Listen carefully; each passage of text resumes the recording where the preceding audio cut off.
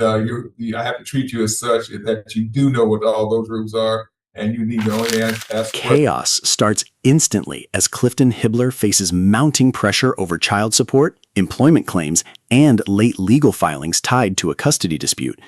The judge wastes no time challenging both sides, while attorneys battle for control of the narrative. Subscribe now for more explosive courtroom breakdowns and unforgettable legal drama. We'll go ahead and call Bell County Calls number 23 DFAM 341-332. This is in the interest of VMH minor child. Non-custodial party in this matter is Mr. Clifton Hibbler. Custodial party is Lila Richardson. This matter is before the court on a non-agreed to child support review order from 2025, where the courts had a hearing earlier this year and granted a temporary order as far as that as those pleas are concerned. The court will note for the record that both the parties are present. Mr. Hibbler is pro se. Ms. Richardson is being represented by Mr. Harris, who is also present. The court will note for the record that there have been several filings over the last 48 hours that involve the modification of the original divorce decree and other items included as far as that's concerned. But as far as I can see, no one has been noticed of these other items and really are technically not before the court at this point. Right now, the only thing I have on my docket for the day's date is the non-agreed to child support review order that the court's already made a temporary order on. But this time, I'll let everybody make an opening and tell me what they think we should what we should be doing, what we should do today, and what should be handled, and what may end up having to be handled by the district court as far as the modification request and responses by Mr. Hibbler. So at this time, I'll start with the state to make that opening, and then I'll go to Mr. Harris. Mr. Hibbler, I don't let pro se litigants make open statements. They don't get it right. They always make closing arguments or information that's not appropriate for a opening statement. But this time, I want to see what the lawyers say, and then I'll have you respond to what they say, and we'll take that from there. So at this time, I'll start with you, Mr. Welch, then go to Mr. Harris, and then if Mr. Hibbler wants to make a response to what your requests are, I'll take that up. Thank you. Thank you, Your Honor. So I guess to start out with, I believe, so I've checked Odyssey and what we have, and I do not see a motion to enforce by Mr. Harris. I talked to Mr. Harris, and I think he said that he tried to file it. I don't know if it was accepted or not, but the state is not aware of one. But obviously Mr. Hibbler must have gotten something because he didn't response to it. Besides that, in regard to the child support review order, State understands that Mr. Hibbler was either is or was now working, and he worked at a place called Brand Energy Services. It's a Georgia company, but the state understands that he lives in Illinois. So, Your Honor, after talking with him, he said that he makes $32 an hour, at that job, but it wasn't he's not there anymore. It was more of a one-time deal job. I'll defer to you, Your Honor, if you want to base support off of that. If we did $32 an hour, 40 hours per week, and giving him credit for the cash medical he pays along with Illinois state income tax, his current child support would be $746 per month, and that would start May 1st. In the temporary order, you did $500 per month. The guideline was less than that, but then you deviated up because you found that he was underemployed, and that 500 started February 1st. Like I said, I'll defer to you, Your Honor, if you want to raise it up to a higher level than the 500 based off of this job. And then, Your Honor, as for the other things, the state's not interested in Mr. Harris's motion to modify. That's involving custody and visitation stuff, and really the state's only interested in the money and non-disclosure, but non-disclosure has already been handled in this order. this temporary order. Your Honor, if you think that all this stuff is too complicated, for us to be handling this here in 4D court, I think it would be best for everything to be referred up to district court, Your Honor. But they have a lot of experience handling these kind of issues. Um, mm,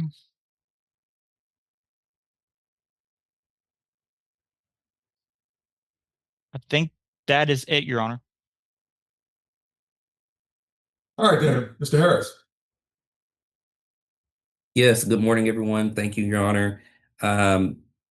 The motion to enforce that filing is not showing up in Odyssey. We're not sure if it was accepted or not, so that motion should be taken up later. I would say, as for the child support order, I would agree with the assessment of the state. And the court should take that $32 into consideration and increase the child support. Based off the previous temporary order, the respondent has not made any payments or substantial payments towards the previously ordered child support at all.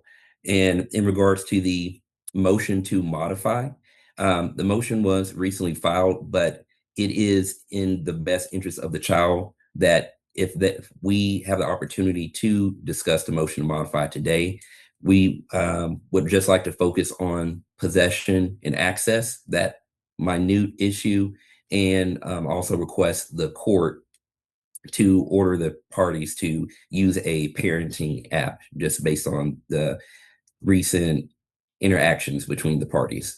So that is what we think the court should take up today. So in closing, it would be the child support order based on the new information of the job from Brain Energy Services, and the motion to modify just on the narrow issue of possession and access. Thank you.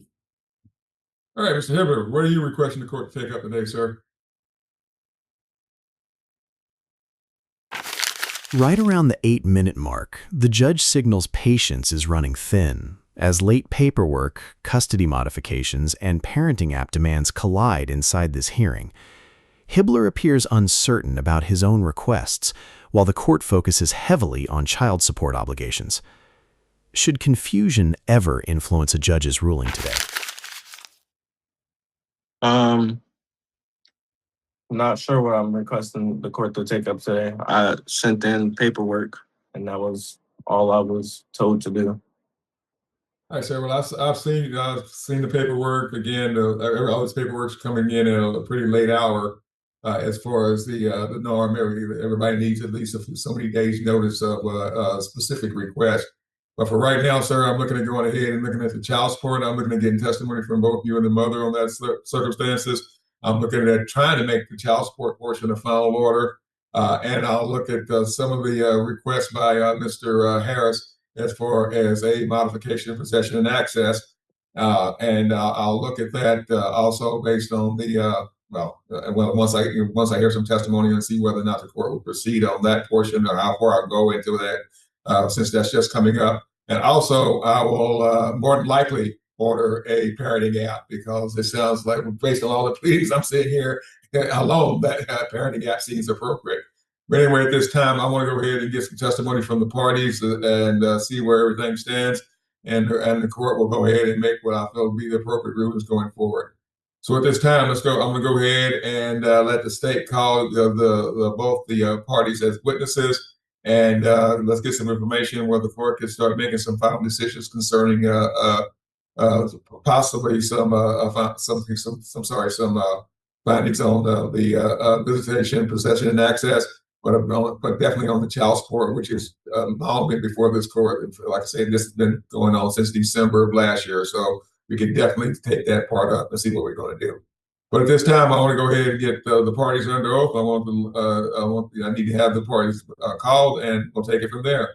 So at this time, obviously the state brought this. I'm going to let the state go ahead and call their first witness here in just a moment.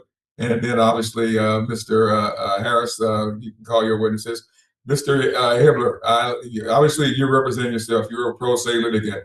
You'll have the opportunity to ask questions, but I always have pro se litigants run their questions by me first. Well, you get to ask them on the record, and the court will go ahead and make a ruling immediately whether or not it's an appropriate question for those circumstances. Because again, I know you're not a lawyer, sir. You don't know the rules of civil procedure or any of those items, but I have to treat you as such that you do know what all those rules are, and you need to only ask questions that are pertinent to what the court's doing here today.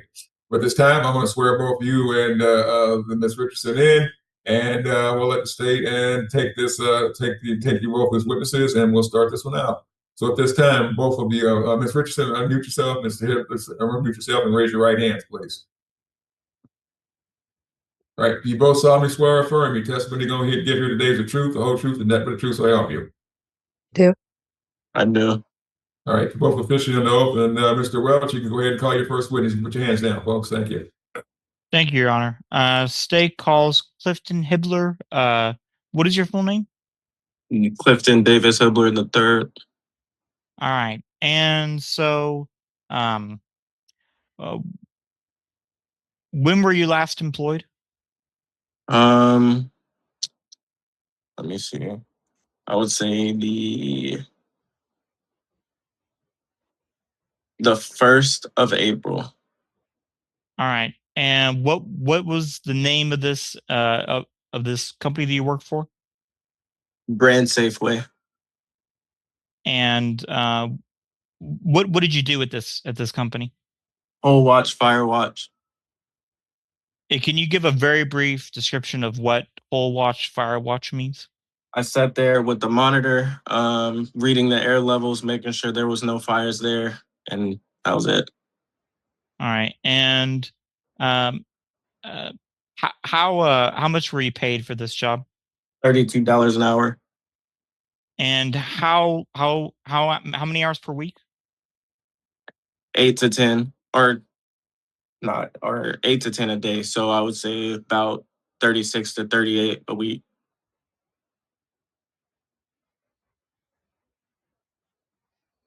So are you still at this job? No, Why? it was a turnaround. It wasn't a permanent job. It was just something that goes on once a year, and it's not a forever thing. It's not a permanent. They don't give you a permanent position. Once all the work is done, you're laid off. All right. And what state do you reside in? Illinois. And how long you been living there? Since 2023.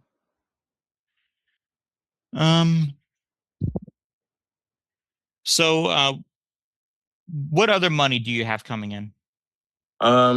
Just my disability check. And what's your rating? A 90%. And what higher degrees do you have? A bachelor's in cybersecurity. So why didn't you get it? Why haven't you gotten a job with cybersecurity since you have a degree? I've applied for like close to 100+ jobs. They aren't looking for anybody that's just coming out of college. They're looking for people with actual experience in cybersecurity. So when did you graduate from college? December of last year.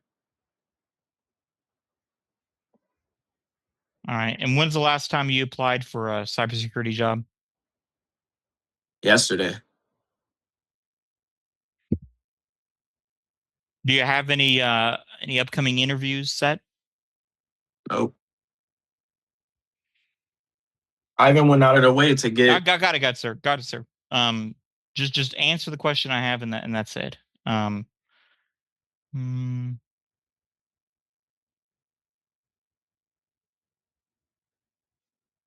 how many children do you have besides the child in this case? I have my son. And is this son biological or adopted by you? Biological. And does he reside with you, or do you pay support for him? He resides with me.